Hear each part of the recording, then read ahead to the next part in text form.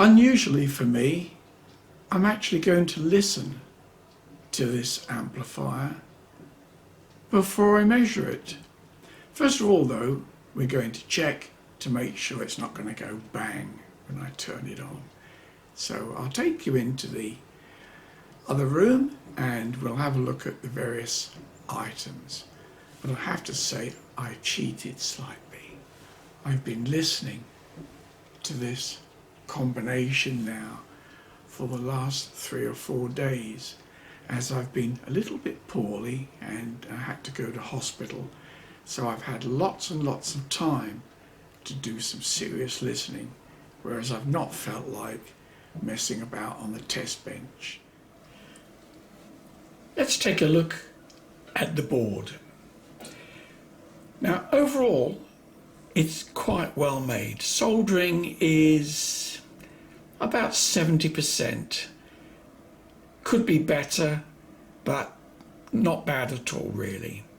Things I like about it: this is the output, and it's nice that they are already on these 4mm plugs. Certainly when I came to test it, it was great not to have to jam about with wires in little tiny connectors that are underrated.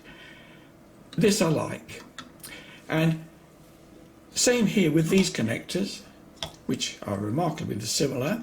Just have to make sure you don't get them mixed up. But these ones are the power in.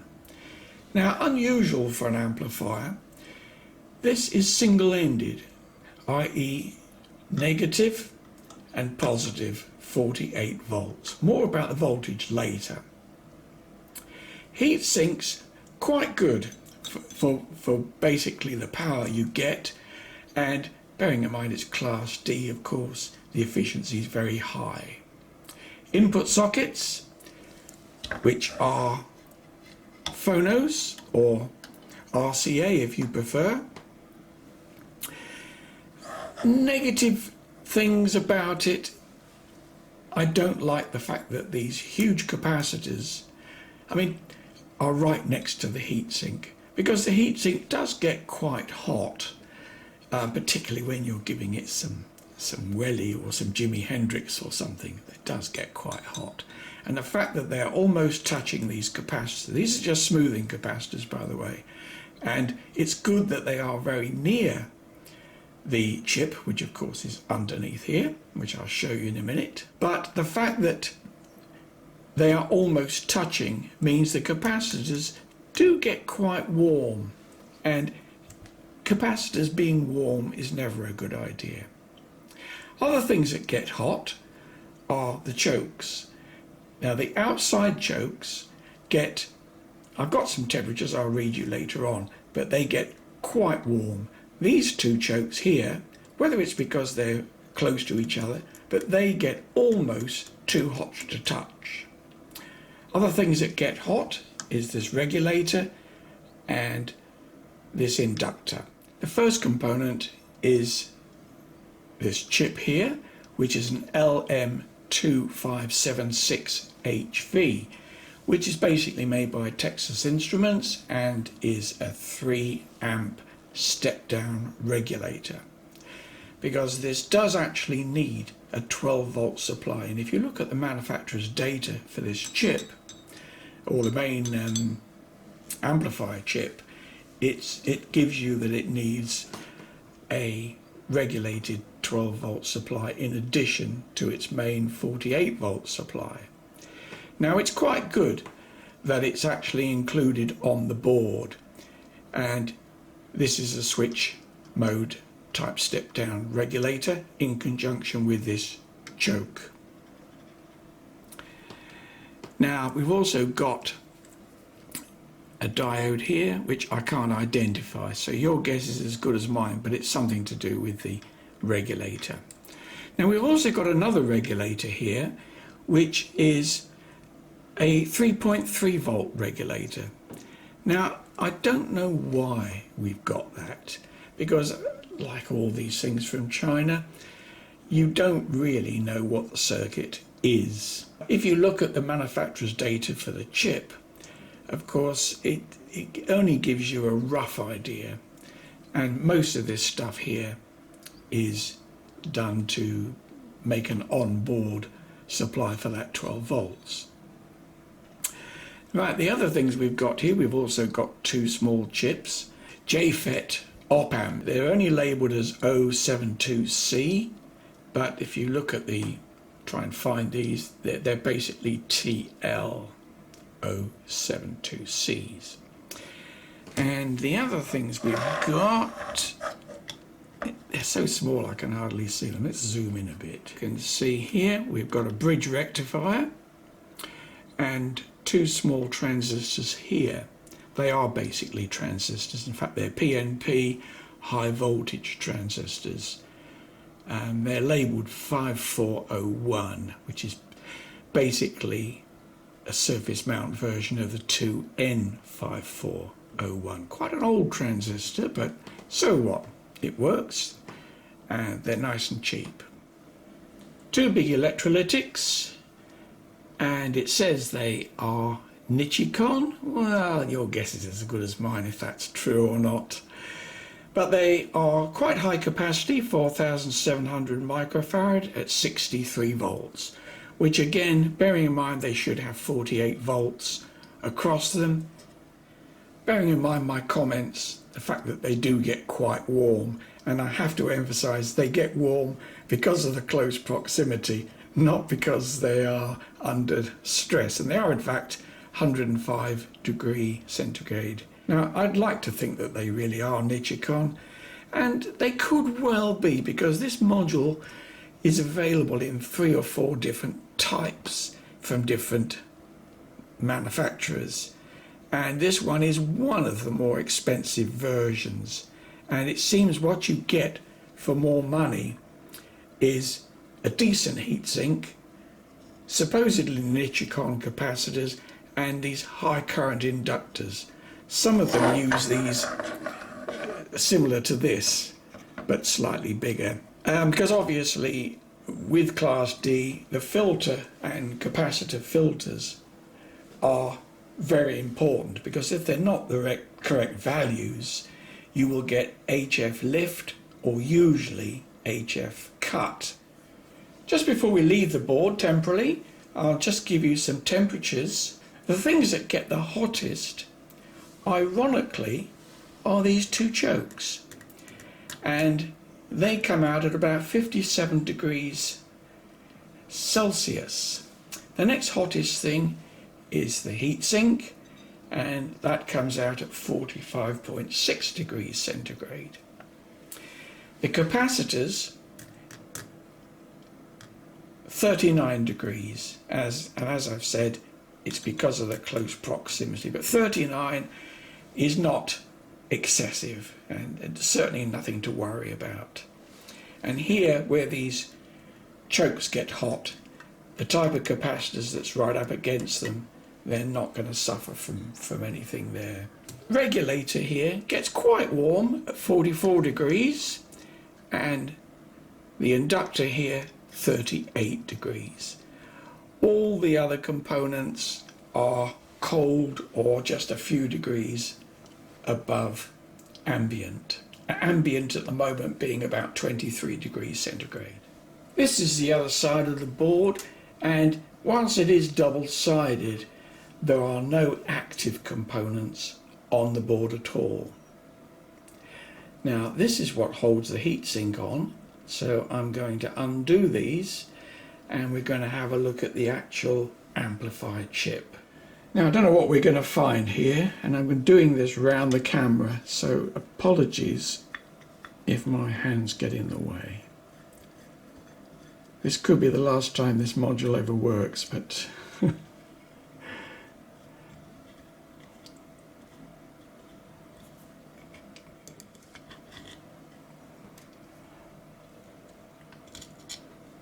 let's turn it over. I think we'll zoom out slightly.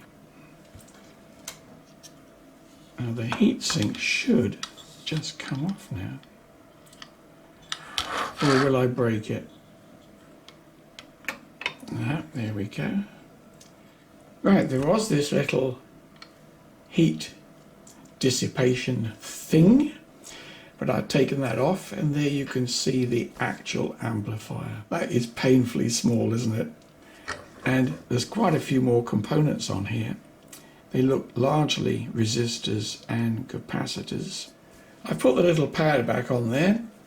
There isn't really much to tell you. They're all passive components apart from a couple of diodes. They're mainly resistors and capacitors. And the only thing I would comment on, they are really, really close to the top of a heatsink.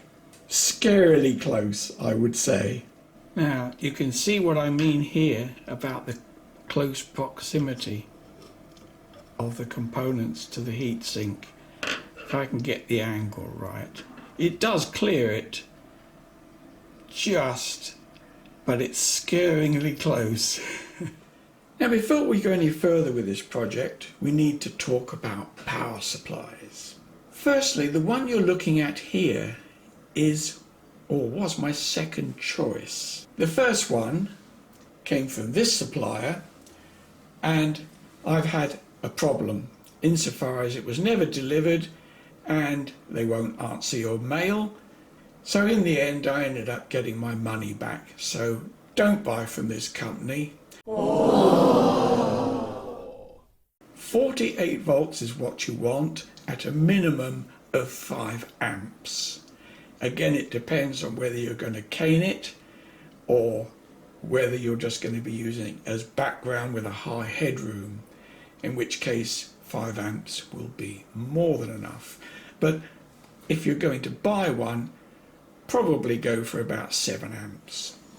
Now, if you look at these photographs, this arrived just packed in a cardboard box, and the effect is it was quite badly broken. Not broken, but you can see even now, after I've straightened it as best I can, that it has suffered somewhat in transit.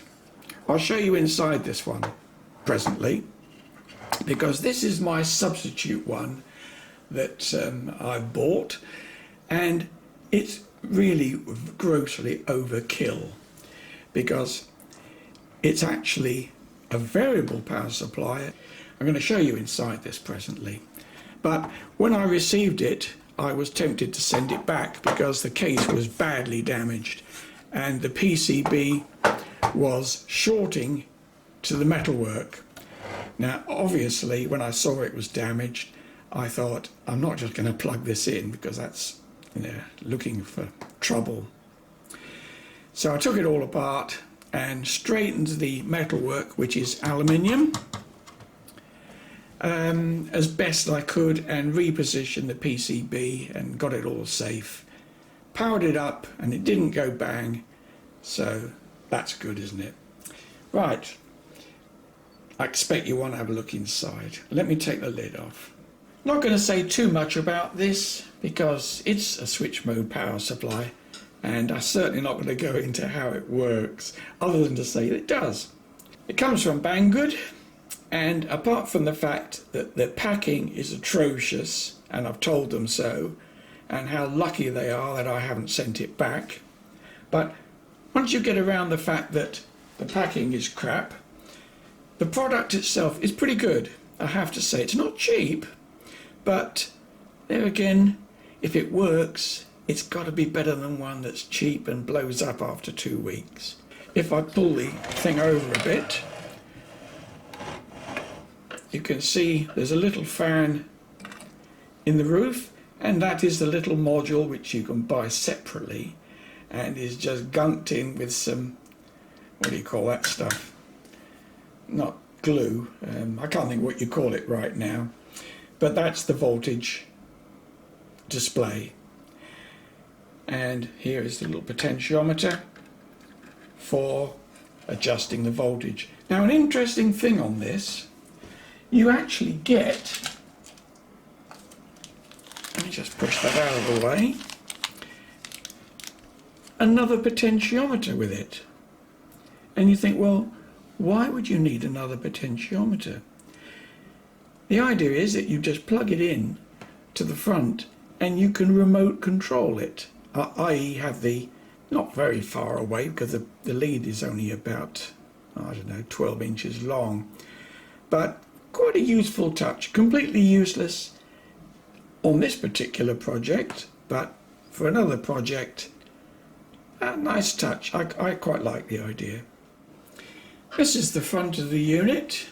Here is the potentiometer for adjusting the voltage, and you can adjust it from nothing up to about 50. I'll show you that in a minute. And there's 3 terminals here for the positive and 3 terminals here for the negative. Earth, neutral and live input. And there's this little cover which flips up.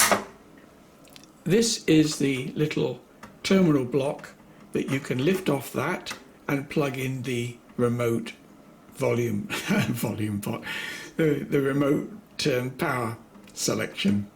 And there's the obligatory little green LED in there, which is almost impossible to see. Right, we've got it connected up to the quick test, and before anybody, I bet you there's already somebody writing a comment about this. I know the colour code is completely wrong and somewhat lethal.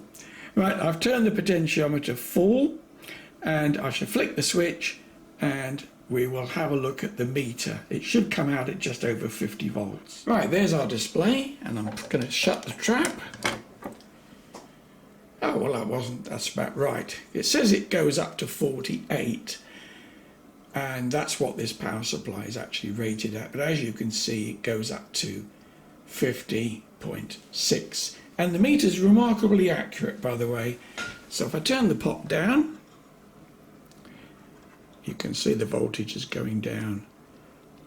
I won't go all the way down because I'm sure you know what volts going down looks like. And I'm going to reset this to 48 volts. There's no load at the moment, that's why there's a bit of a delay. That's near as damn at 48 volts. The fan I've never had go yet. In fact, in use, this particular power supply is just slightly warm to touch. And I would say, by the way, make sure it's earthed, because there is leakage coming through to the chassis, and if you rub your fingers along like that, you do get that inherent tingle. So I would recommend that you do earth it, which is what it is at the moment. And it didn't go bang when I earthed it, so, and it's just basically capacitance leakage. It's not mains down to ground or anything like that, because it would have gone bang, wouldn't it?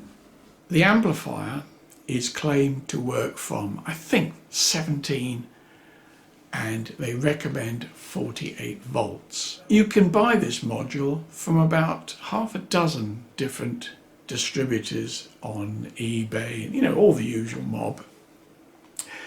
And I chose this one because I like the idea of the larger chokes and the larger heat sinks. There are some slightly cheaper versions, but I can't say they're good or bad because I haven't tested them. From a visual point of view, this one would seem to make more sense. I don't like those small chokes because these chokes get hot. So the little tiny ones that you see, the little square ones, they must get too hot to touch. And basically what happens is there's not enough ferrite there, and the wire's thin, so they get hotter than they otherwise would, and the ferrite saturates. So not a good idea, don't buy that one. The next point is regarding voltage. I have glossed over it lightly previously, but it says 48 volts DC. If you look at the manufacturer's specifications for the chip, they claim up to 53 volts. But they don't say that's the maximum, and if you go to 54 it goes bang. But obviously the ratings that they've given it are based on that higher voltage. The manufacturers claim of 300 watts into 4 ohms. It might do it if the wind's in the right direction and things like that, but in reality, plus of course that's 10% distortion, which is well into clip. I mean, you couldn't listen to it like that. But the next video, we're going to put it on the bench and I'm going to measure it the way I measure it, i.e. just prior to clipping. But I suspect the way I'm going to measure it, and with 48 volts on it, you will get probably, I suspect, judging by listening tests, it will produce just a tad over 100 watts. It doesn't really, or this particular module, I have to emphasize that these are opinions based on this actual module. I don't know why I'm pointing down there, because it's actually in the other room at the moment, but imagine it's down there. Other modules might do other things, because it's clearly not a straightforward copy of the application sheet. When I first tried this, like most things, I put it on my bench power supplies, which are behind me, but the maximum I can put on there is 30 volts. And the reason for doing that is simply, if there is a problem, it's not going to catch fire. It's equivalent to the dim bulb, except I can limit the current to whatever I want. And I gradually wound the voltage up until I got to 30 and found it was nice and stable. But the problem is with the lower voltage, the clip light keeps coming on, and the only way you can reset it is to turn the power off. Now clearly that's unacceptable, but saying that, I was giving it a bit of stick. I would not recommend you use anything other than 48 volts. Any more and you're on your own. If you want to be brave, but I had to pay for this. It didn't come from sponsorship or anything like that. So if it blows up, that's money out of my pension. So clearly I don't want it to blow up. So 48 volts, but lower voltage it doesn't like. Because the new power supply has a pot on it and I can change the voltage. Oh, another very odd thing, when I first tried it in the living room on the speakers, I had it connected to about 35 volts. You know what I'm like with blowing up speakers, so caution. And I found that it's actually noisy, as in hiss, at 30 volts. Don't ask me why, because generally Class Ds are known for, or can be known for, background level hiss. And you can't detect it more than about a foot from the speaker. But I thought, oh dear, my other amplifiers don't make any noise. So anyway, after I fiddled about for a while, I got the courage and turned the voltage up to 48 volts. And once you get past about 44 volts, the hiss vanishes. So clearly, whilst it will work at lower voltage, why would you buy an amplifier of this sort of power and then run it as a 20 watt amplifier? You haven't achieved anything. You just spent a lot of money. So 48 volts and the hiss vanishes. Absolutely, just goes. So clearly something in the amplifier it wasn't very happy with. Now, whether it's because it's got its internal 12 volt supply taken off the main HT, for want of a better word, and when you get the voltage lower, that regulator that I pointed out earlier may not have enough voltage there to regulate properly. That's my theory. I don't know, because until you can get a circuit, you don't know what you're getting, do you?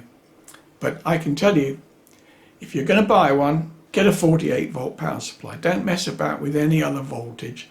I think then you'll be very happy. And I have to say, now you're going to be surprised to hear this, but I actually like it. This one, I have to say, is actually very good.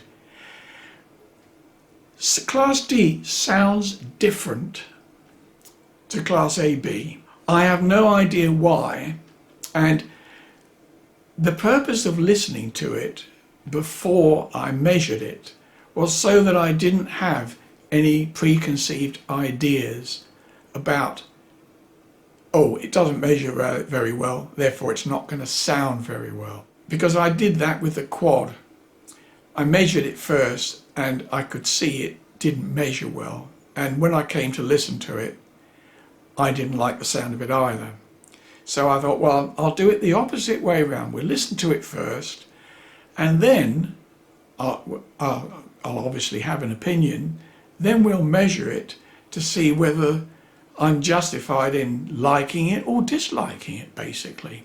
But so far, I mentioned earlier that I've been a bit poorly. Heart's about to give out, so we won't worry about things like that. As long as I finish the video. I have to say that I do like it. Is it better than the L12 or the L15? I don't know. I know I've been listening to it for 4 days now. It does have a different sound. And at this stage I can't really tell you what that different sound is. It's not an unlikable sound. In fact, I found it very listenable indeed. And normally if I find an amplifier I don't like, I don't like it pretty quickly after switching it on. But this one, 3 or 4 days later, and I'm still listening to it.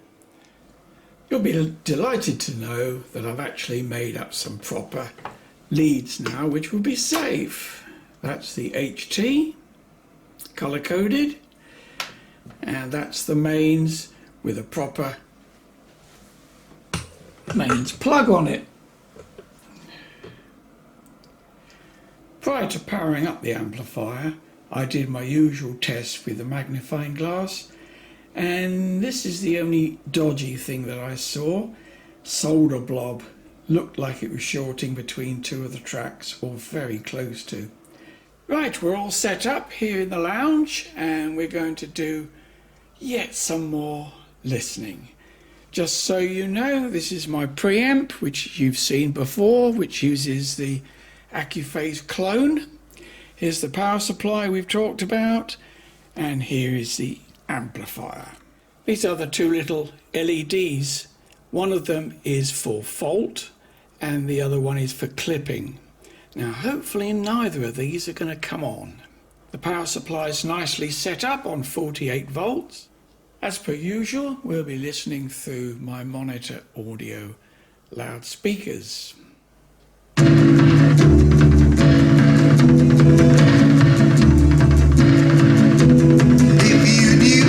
Well, let's hope that doesn't give me a copyright strike. Don't judge for quality because it's only through the camera mic. Anyway, I've got to leave you now, and I'll be back shortly on the part 2 video, which will give some technical parameters, power, frequency, all the usual good stuff. Hope to see you then.